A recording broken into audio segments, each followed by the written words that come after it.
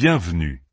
Aujourd'hui, nous allons aborder un sujet profondément humain et souvent douloureux, l'épuisement émotionnel et psychologique que l'on ressent au sein d'une relation avec une personnalité narcissique.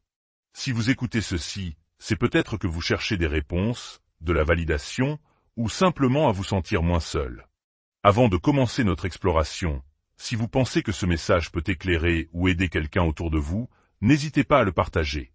Parfois, un simple partage peut être une main tendue dans l'obscurité.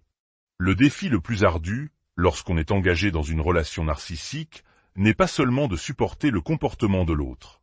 C'est l'épuisement total, un épuisement qui s'infiltre dans chaque fibre de notre être. Et la guérison, les changements que l'on doit opérer en soi pour s'en sortir, demandent une énergie que l'on a souvent l'impression de ne plus avoir. Cet épuisement a plusieurs racines profondes, et nous allons les explorer ensemble. La première, et la plus évidente, est la fatigue de vivre avec ce que l'on pourrait appeler un bambin dans un corps d'adulte. Pensez à l'énergie que demande un enfant en bas âge. Ses caprices, ses colères soudaines, son humeur qui change sans crier gare, son égocentrisme naturel. Nous, parents, oncles, tantes, nous survivons à cette période parce que nous savons qu'elle est temporaire. C'est une phase qui, généralement, s'estompe vers 4 ou 5 ans. Mais avec un adulte narcissique, cette phase ne se termine jamais. Les crises de colère sont permanentes. L'immaturité, l'imprévisibilité et l'égoïsme sont des traits de caractère fixes. Il n'y a pas de progression, pas d'apprentissage. Vous vous retrouvez à devoir tout gérer seul, à marcher constamment sur des œufs, et cette hypervigilance est, en soi, une source d'épuisement colossal. La deuxième source d'épuisement provient des séquelles psychologiques de l'abus. La rumination mentale, ce disque rayé dans votre tête qui rejoue sans cesse leurs paroles, leurs actions, cherchant un sens là où il n'y en a pas. L'anxiété, cette tension constante qui vous noue l'estomac, qui vous empêche de vous détendre. Ces états ne sont pas seulement drainants mentalement, ils sabotent votre sommeil. Et le manque de sommeil est un puissant facteur d'épuisement physique et mental. Vous êtes distrait, moins efficace, et le simple fait de vous concentrer sur une tâche devient une épreuve.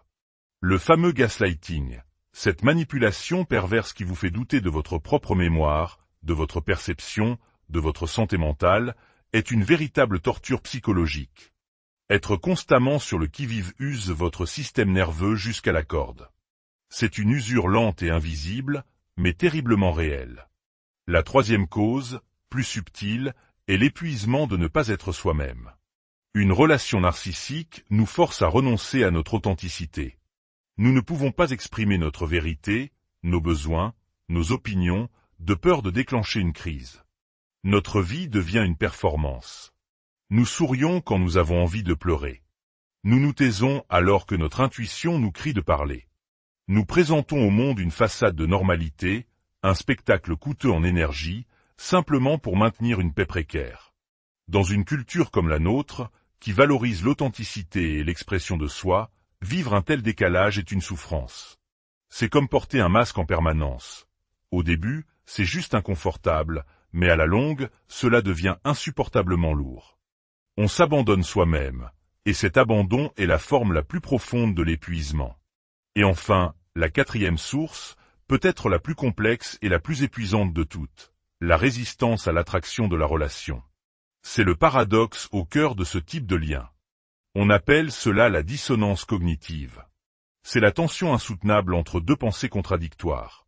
Cette personne me fait du mal, cette relation est toxique, mais je l'aime, j'ai investi du temps, des sentiments, et il y a eu de bons moments. Pour supporter cette tension, notre cerveau met en place des stratégies.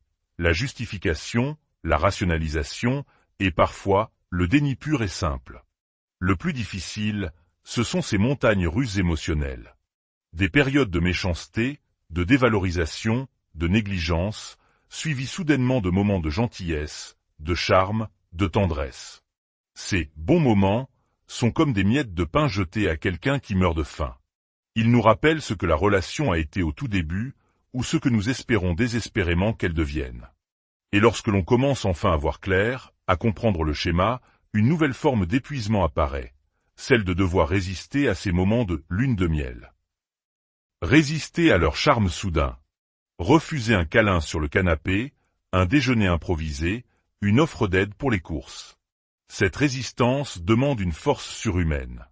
Car en refusant, un nouveau piège se met en place. Vous voyez de la tristesse ou du rejet sur leur visage. Et une petite voix insidieuse commence à murmurer. Et si c'était moi, le méchant? Après tout, il fait un effort. C'est ce que je demandais, non? Je suis peut-être juste une personne froide, rigide, méchante.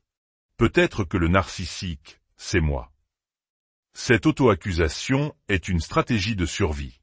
Il est parfois moins douloureux de se considérer comme le problème, car cela donne l'illusion de reprendre un peu de contrôle.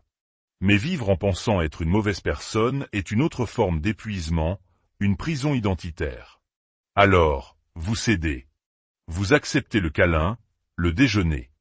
Et pendant un instant, tout semble normal, presque paisible. Mais inévitablement, que ce soit pendant le repas ou le lendemain, le cycle recommence. Une petite pique, une remarque désobligeante, une invalidation de vos sentiments, une touche de gaslighting. Et là, au lieu de reconnaître le schéma, la plupart d'entre nous se tournent contre eux-mêmes. Je suis tellement stupide. Je le savais, et je suis encore tombé dans le panneau. Je suis un imbécile. Pire encore, ce bon moment que vous avez accepté sera plus tard utilisé contre vous lors d'une dispute. Comment oses-tu te plaindre? Tu es tellement égoïste, alors que je t'ai même aidé à faire les courses hier. Ces gestes de gentillesse ne sont pas gratuits. Ce sont des investissements qu'ils encaisseront plus tard avec intérêt. Vous voyez le dilemme infernal. Si vous refusez leur branche d'olivier, vous vous sentez coupable, froid et méchant. Si vous les acceptez, vous finissez par vous sentir naïf et stupide. Dans les deux cas, vous perdez. C'est une gymnastique mentale de tous les instants, un combat permanent. Il est épuisant de résister à quelqu'un avec qui vous voulez désespérément avoir une relation normale. Et il est tout aussi épuisant de céder et de rejouer le même cycle destructeur encore et encore. Alors, que faire face à ces moments de gentillesse empoisonnée? La réponse, aussi insatisfaisante soit-elle, est qu'il n'y en a pas une seule. Cela dépend de la situation, de votre énergie ce jour-là. Parfois, pour préserver la paix lors d'un événement familial important, vous choisirez de jouer le jeu. D'autres jours, vous aurez la force de dire non, et vous vous préparez mentalement à la tempête de reproches qui suivra. Mettre en place un casque psychologique pour vous protéger des bombes de gaslighting devient une compétence de survie. Peut-être que le plus grand épuisement vient du fait de vivre avec un espoir qui refuse de mourir complètement, et en même temps, le rappel constant que cette relation n'est pas et ne sera jamais saine. Si vous vous reconnaissez dans cette description, sachez que votre fatigue est légitime. Il est épuisant de ne pas être soi-même. Il est épuisant de s'autoréguler en permanence pour gérer leur instabilité. Il est épuisant de douter de soi, de se blâmer. Il est épuisant de résister, et il est épuisant de céder. La première étape est de reconnaître cette réalité sans jugement. Prenez soin de vous. Entourez-vous, même si ce n'est que d'une ou deux personnes, de présences saines qui vous voient, vous valident et vous soutiennent inconditionnellement. Apprenez à aborder chaque jour de manière stratégique, en choisissant vos batailles pour préserver votre énergie. C'est un long chemin, qui demande du courage et de la patience envers soi-même. Mais rappelez-vous toujours, vous méritez la paix, le respect et une vie où vous pouvez enfin, et simplement